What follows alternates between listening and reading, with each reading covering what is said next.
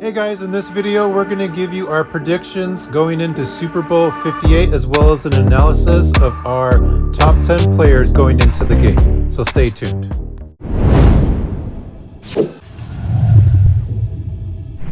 Hey, what's up everybody? It's Russ and we are back today with the NFL's Super Bowl 58 prediction video. So in this video, we're going to give our thoughts on the upcoming matchup and we are going to give our predictions as well.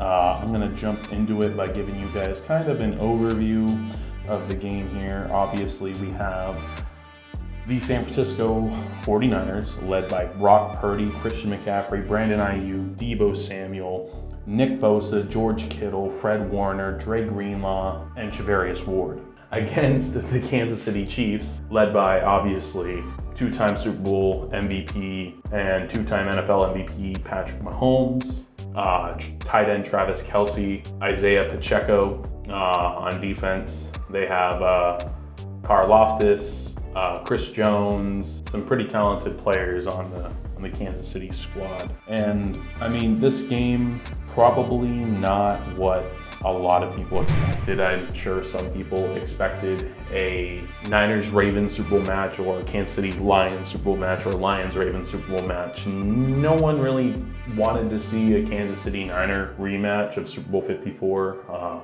Obviously, that game would take place 4 years ago, would be the first one Patrick Mahomes would win. And since then, Patrick Mahomes has now been to the Super Bowl 4 times in the last 5 years and has started in more Super Bowls than anyone else has under the age of 30. The first NFL quarterback to start 4 Super Bowls under the age of 30. I mean, that's insane.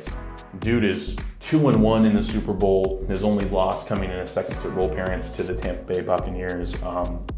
But I also wanted to kind of cover the spread, everything that's going on with the game. A lot of different interviews here and there this last week. Nick Bosa calling out the Chiefs for holding a lot. The Chiefs not really saying too much, not really trying to give, Brock Purdy bulletin board material. I mean, you saw the Green Bay Packers do it, and the Green Bay Packers absolutely got torched in that second half. The NFC title game was just a crazy game. I don't know who in their right mind goes for it twice on 4th and short with that kind of lead in the second half. And, it's a 6-point swing. The Lions win by 6 with those field goals that they didn't kick. So it's definitely interesting to see how the storylines for each playoff game this season has kind of shaped the way the Super Bowl has been. And right now, I want to talk about the top 10 players going into Super Bowl 58. We interrupt this program to bring you our Epic Pwnage News Mini Halftime Report. Coming up next. 3, 2, 1.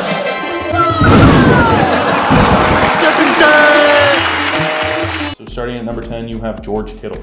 George Kittle, probably ranked a little low for some people, but this game features 2 tight ends, 2 of the best tight ends in the past 5 years, with Kittle's excellent season going somewhat under the radar this year, thanks all to the other shiny toys on the Niners offense. But Kittle did average a career-high 15.7 yards per catch and has a brilliantly reliable safety valve for Purdy during the playoffs.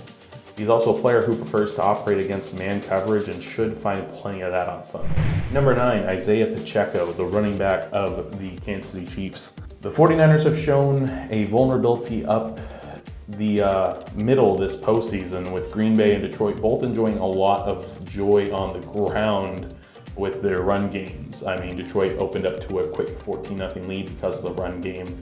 Green Bay also was able to take advantage of some really great drives early on in the game. But the thing about that is the Niners made their adjustments and were able to put a stop to it. Will they be able to do that this game? We don't know. Pacheco's hard running style can set an offensive tone for the Chiefs. And if we're in for the close game that the bookies are predicting, the Niners have opened up to a 2-point favorite. A performance of that nature could make the difference for Isaiah Pacheco, but we'll see. I'm predicting maybe like a good first half surge for him, but it's probably gonna dry up come the second half. Number 8, cornerback L'Jarius Sneed. He'll likely have a busy evening in Vegas as the Chiefs gear up for an assault from the Niners quartet of McCaffrey, Samuel, and Ayuk, and Kittle. But Sneed has proved during the Chiefs' postseason run that he is up for the challenge. His forced fumble on Zay Flowers in the AFC Championship game was perhaps the biggest play on the Chiefs' run to Vegas, and Kansas City fans will be hoping for more of that big play appetite from another player who could be set for free agency this spring. So depending on how he performs, he might wind up with another contract with Kansas City, or they might just waive him, let him go into free agency and walk, but he'll definitely garner a lot of interest. L'Jarius Sneed is nothing to sneeze at in this game. He's been an under the radar cornerback these playoffs, but has come up with really clutch and big plays during the playoffs. Number 7, Nick Bosa. Containing Mahomes will be top of defensive coordinator Steve Wilkes' to-do list on Sunday night, which is no easy task. But as the Niners know that they must not let the Chiefs quarterback escape the pocket, where he has the ability to improvise and make big plays on the ground, and just with his feet anyway. Enter Nick Bosa. The Niners defensive end will be key here, although his sack total was down this season. His QB pressures were up. His 2-sack day against the Lions is a good sign for the Niners, as would be the absence of Joe Thuney on the Chiefs line should the all-pro guard lose his fitness. Number 6, wide receiver Deebo Samuel. The fifth-year standout is perhaps the perfect wide receiver in the Kyle Shanahan offense.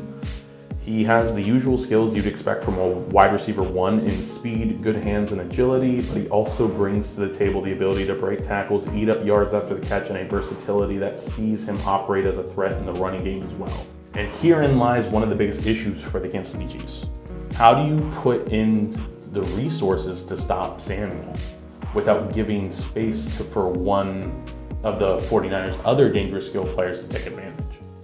So the Niners offense is definitely going to be a big puzzle that Steve Spagnuolo and the Kansas City Chiefs are going to have to figure out this weekend if they want to stop the Niners. Number 5, tight end Travis Kelce, the only player who might end up with more limelight than Mahomes in the build-up, and I don't need to remind you guys why. Kelce's relatively slow start to the season is now a thing of the past after the tight end delivered in the Chiefs' playoff wins over the Bills and the Ravens. He has been Mahomes' favorite target for years now, and the prospect of him going up against the 49ers' physical linebacking core of Fred Warner and Dre Greenlaw is something to see.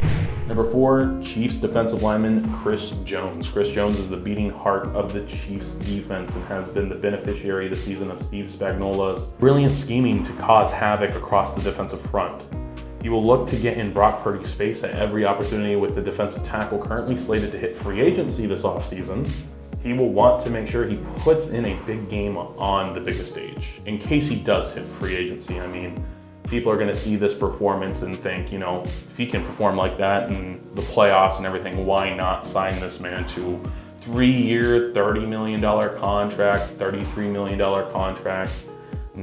I would say maybe, hell, he probably can garner at least $15 million a year to the right team, but he might find, but once his offers start to go up and everything, if he does hit free agency, it's not going to be from great teams. It's going to be teams that are bottom of the league in performance and really need a key defensive lineman to plug up some holes. But hopefully this also shows the Chiefs too, hey, let's keep him around for another couple of years. I know Chris Jones is getting up there in age, almost, but he's still got at least a good 4 or 5 years left. Number 3, Christian McCaffrey. Away from the 2 quarterbacks, 49ers running back Christian McCaffrey is the player most likely to settle this game. McCaffrey eased into the NFL rushing title this season and would clock up more than 2,000 yards from scrimmage along with 21 touchdowns as he consistently hurt San Francisco's opponents week after week. Fans of omens will also point to the fact that the last 49ers team to win the Super Bowl featured McCaffrey's father, Ed, at wide receiver, playing under offensive coordinator Mike Shanahan, Kyle Shanahan's father. Second most important player in this game, the spotlight will also be on the Mahomes opposite, with that being Brock Purdy. And he's preparing for his first Super Bowl in a completely different set of narratives. The second-year quarterback has been a lightning rod for debate this season, with his critics lining up to criticize him as being a mere game manager with the luxury of a stellar supporting cast. His supporters will point to the league-leading statistical play a coolness under pressure, and 2 fourth-quarter comeback playoff wins this year. Now, if he finds himself in that position, I'm not sure he does it again. But if there's anyone that can do it, it's Brock Purdy. I mean, you think about the weapons around him. If anyone's better equipped to come back in the fourth quarter or lead a game-winning drive in the Super Bowl, it's Brock Purdy. It will be fascinating, too, to see how he deals with the pressure of his first Super Bowl performance on an evening where the former Mr. Irrelevant will have the chance to silence the doubters and make history. So Brock Purdy really can really benefit from winning his first Super Bowl this year. But, of course, the number one player in the game is Patrick Mahomes. Not only is Patrick Mahomes the best player in the NFL, but he's just about arrived on the global stage as one of the planet's most famous sports people ever. While the two-time NFL MVP hasn't had his most spectacular season this year, he comes up with the goods time and time again this term, dragging up a misfiring supporting cast. The Chiefs' offense as a whole began to click more during their playoff run that has resulted in a 4th Super Bowl appearance in 5 years. It's somewhat obvious to state that Mahomes will be one of the key players in Vegas, with the 49ers knowing just how dangerous the 28-year-old quarterback can be both in and out of the pocket. So both teams are going to have their hands full for certain. Niners a 2-point favorite, obviously, and on paper, it really looks like the Niners should win this game, which is why I'm choosing the Kansas City Chiefs to win this game. And here's my reasoning. I think the Chiefs win this game mainly because the Niners are going to go in there overconfident. The Niners are going in there knowing how good they are, knowing that they should easily win this game against the Chiefs team that isn't great. They're 11-6. Yeah, you change a couple plays of 2 different games during the season, they probably win those games. They probably win week 1 if they have Chris Jones or Travis Kelce on the field. Either one of them.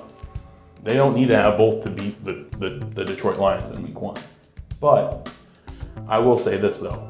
I am choosing the Kansas City Chiefs just because Mahomes brings that Brady-esque kind of feel to a game. And I bet against Tom Brady a lot, and I lost a lot.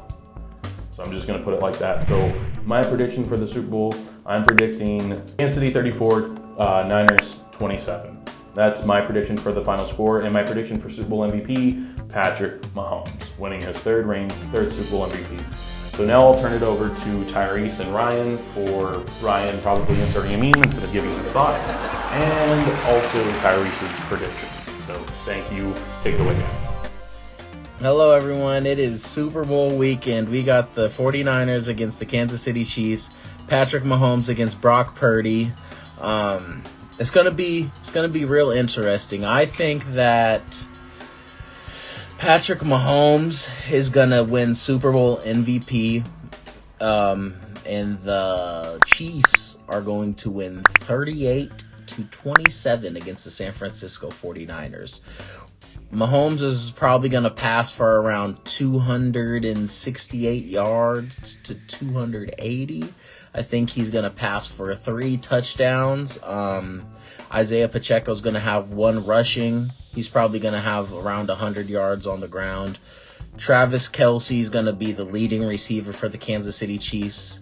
And then on the other side, we got Brock Purdy. He's going to probably pass for around 250, and I say about 2 touchdowns passing, and then Christian McCaffrey's gonna run 1 in. He's gonna have about probably 150 yards total on the day, receiving and rushing.